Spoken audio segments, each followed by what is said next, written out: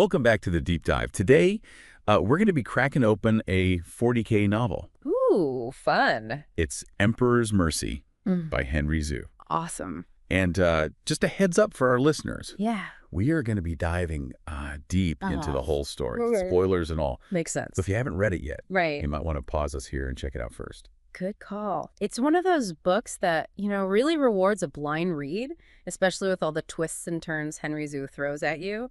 For sure. Now, for our listeners who've joined us for this deep dive, Yeah, you already know the grim darkness of the 40K universe. of course. But just to set the scene, Right. Emperor's Mercy takes us to the Medina system, Okay. specifically the world of Cantica. Right. It's a planet under siege by the forces of chaos, Oh, no. led by the fearsome Khorsabad Maw and his ironclad legions. Oh, ooh. Think heavily augmented Chaos Space Marines with a penchant for brutal methodical warfare. Right from the start, Zeus sets a bleak tone with a massacre at a Cantical fort. Oh, wow. The Cantican Colonials, or Cantical for short, Okay. are these tough-as-nails soldiers defending their world against impossible odds? That opening scene really stuck with me. Yeah. It wasn't just the brutality of the ironclad, Right. but the way Zou described their tactics. Interesting. They're playing mind games with the defenders, Wow. even as they slaughtered them. Jeez. It was chilling. Absolutely. It established the ironclad as a truly terrifying enemy. Yeah. Not just mindless berserkers, Right. but intelligent and sadistic warriors who enjoyed breaking their opponent's spirits. Yeah. That scene where they use a corporal's blood to draw chaos runes, pure nightmare fuel. Definitely. Then we're introduced to Inquisitor Obadiah Roth, Okay. who's investigating the disappearance of another Inquisitor Interesting. and these mysterious old kings of Medina. Oh, mysterious. These are ancient artifacts rumored to hold immense power, and the Inquisition suspects they might be the true target of Khorsabad Maw's invasion. What's interesting about Roth is that he's not your typical bolter-happy inquisitor. Yeah. He's more of a scholar, Yeah. an investigator who prefers research and deduction over brute force, Oh. at least initially. Yeah, I like that about him. Me too. He felt more human, more relatable Yeah. than some of the other Inquisitors we've seen in 40K. Totally. But the horrors he encounters on Cantica really start to test his faith and resolve. The setting itself becomes a character in this book. For sure. Cantica is a world of layered cities buried deep underground. I see. These underruins that hint at a long and forgotten history. It creates this incredible sense of claustrophobia and unease. Right. Like the planet itself is a tomb. Yeah. And the war is just the latest layer of violence in its long, tragic story. It's crazy to think about. It reminded me of some of the Necron tomb worlds we see in other 40K novels. That's a great comparison. And speaking of unsettling places, we can't forget Elhematitis, Oh, yeah. the Cantican archivist trapped under tons of rubble as the Chaos forces ransack the underruins. Oh, man, that was intense. I know, right? I was practically holding my breath reading those scenes. It was masterfully done, Yeah, building this sense of dread and isolation. totally. You really felt Elhem's fear and desperation as she tried to survive, Yeah. while the ironclad were just meters away. And then there's the Cantican Colonials themselves. Oh, yeah. These guys are the underdogs you can't help but root for. I know. They're fighting a losing battle, Right.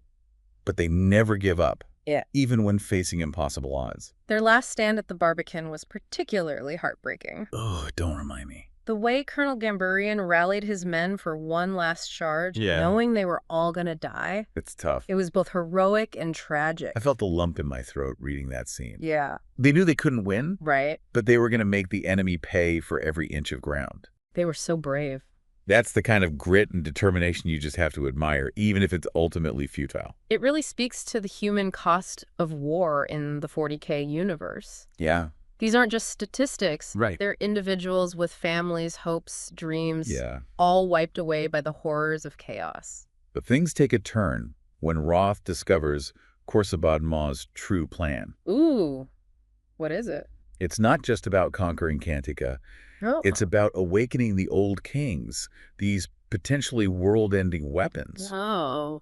And that's where Emperor's Mercy moves from a straightforward war story to something far more unsettling. Interesting. It reveals the strategic thinking of chaos. Yeah. Their long-term goals that go far beyond the conquest of a single planet. That's scary to think about. It really throws the Imperium's vulnerability into sharp relief, doesn't it? They're constantly fighting off threats on 1,000 fronts. Yeah. But chaos is playing the long game. Right. Manipulating events to achieve their own twisted ends. Yeah, it's like they're always one step ahead. Exactly. And that sense of dread is amplified by the betrayal within Roth's own task force. Oh, right. Assassins attack him in his quarters. Ooh, scary. And it's a close call Yeah. that leaves you wondering who can be trusted when even the Inquisition might be compromised. That whole sequence is a masterclass in suspense. It is. You're kept guessing about the traitor's identity. And the attack itself is so brutal and well described that you can practically feel Roth's pain and desperation.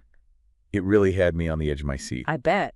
I love how Zou slowly reveals the cracks in Roth's composure. Yeah. How the grim darkness of Cantica starts to wear him down. Right. Chipping away at his faith and rationality. One of the most poignant examples of this is Roth's encounter with the dying Corporal Nabhan at the Barbican. Oh, yeah.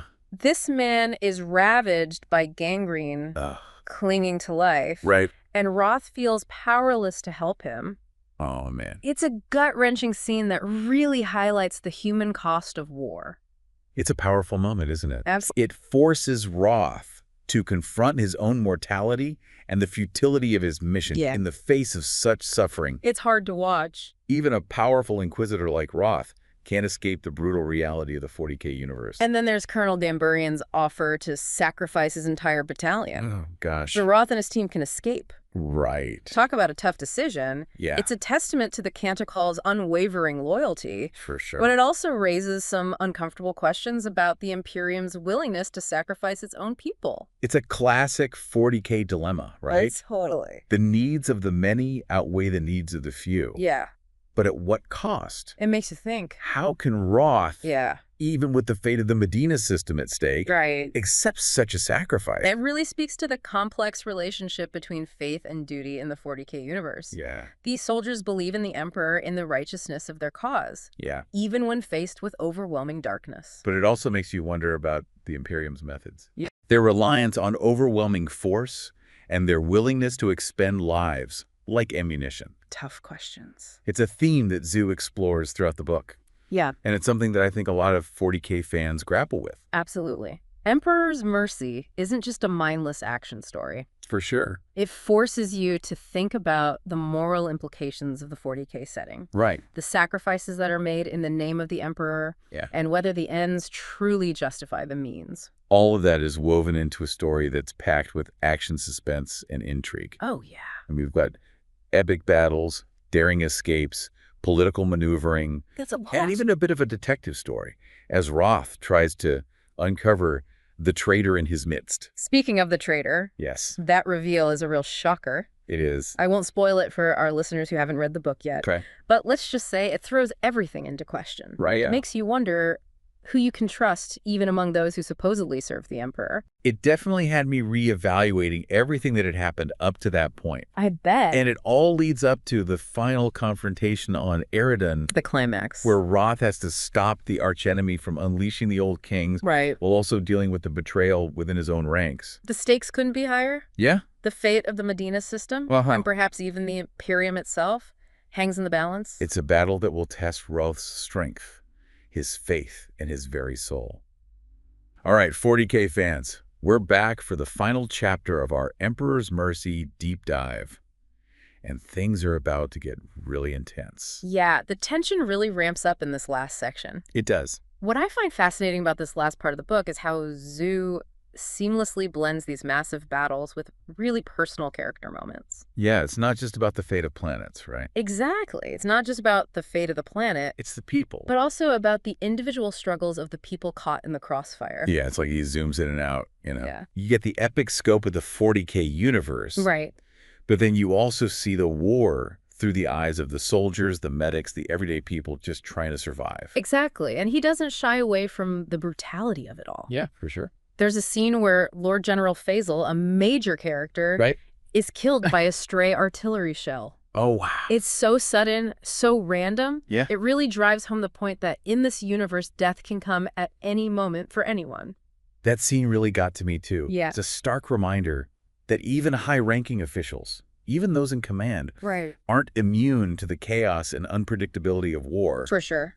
But amidst all the darkness, there are still moments of heroism, of defiance that shine through. Oh, absolutely. One example that stands out is the Aegina Prestige. Yes. These elite soldiers volunteer to fight alongside the Cantigans, even though they know it's a suicide mission. So brave. Their discipline, their unwavering loyalty, it's truly inspiring. It really is. Oh, yeah. I love that scene where Major Glass pledges his remaining men to Roth's command. Yeah.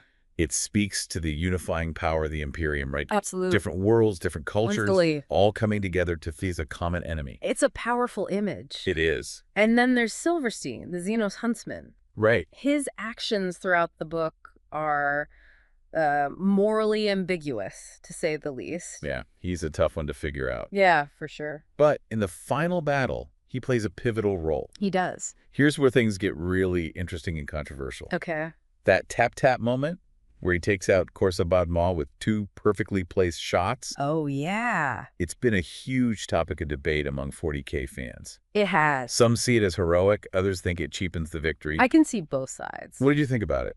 Honestly, I'm on the fence. Yeah, me too. It was definitely unexpected. It was. And it subverts the traditional 40K trope of the hero delivering the final blow. Right. But I can see why some readers felt cheated. We spent the entire book building up Khorsabad as this unstoppable force. Yeah. And then he's taken down so easily. Right. It's almost anticlimactic in a way. Yeah. But I also think it adds another layer of complexity to the story. I agree. It shows that even in the grim darkness of the 40K universe, not all victories are clean or satisfying. Right. Sometimes it's the unexpected, the unpredictable that changes the course of events. Absolutely. And it makes you think about the nature of heroism in this setting, right? Exactly. Is Silverstein a hero for saving the day, or just a survivor taking advantage of an opportunity? It's a good question. It's a question that lingers long after you finish the book. It really does. And even though the ironclad legions are defeated and Ancora is saved, Zou leaves us with this sense of unease. Right. This lingering question about the true nature of the old kings and the threat they pose to the Imperium. It's like the story isn't really over. It's not. Those final scenes with Roth and Madeline descending into the depths of the excavation site. Oh. Encased in their hazard suits. Yeah. It's almost like they're entering a tomb. Not just a chamber containing ancient artifacts. It definitely has a Lovecraftian vibe to it. It does. Like they've awakened something ancient and dangerous. Exactly. Something they might not be able to control. Yeah, it's scary to think about. It makes you wonder what the long-term consequences of their actions will be. Exactly. What did they unleash? Right. What will the ripple effects be, not just for the Medina system, but for the Imperium as a whole? Yeah. That's the real horror of Emperor's Mercy. It is. The victory is bittersweet, the future uncertain, and the grim darkness of the 40K universe persists. Well said.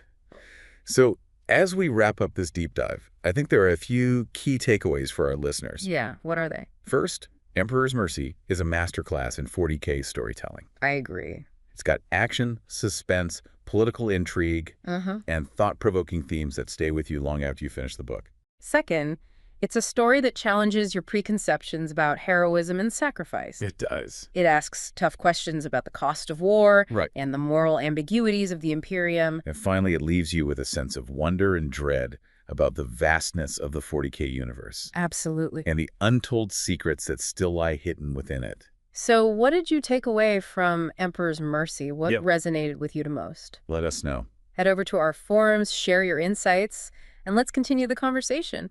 Until next time, may the Emperor protect.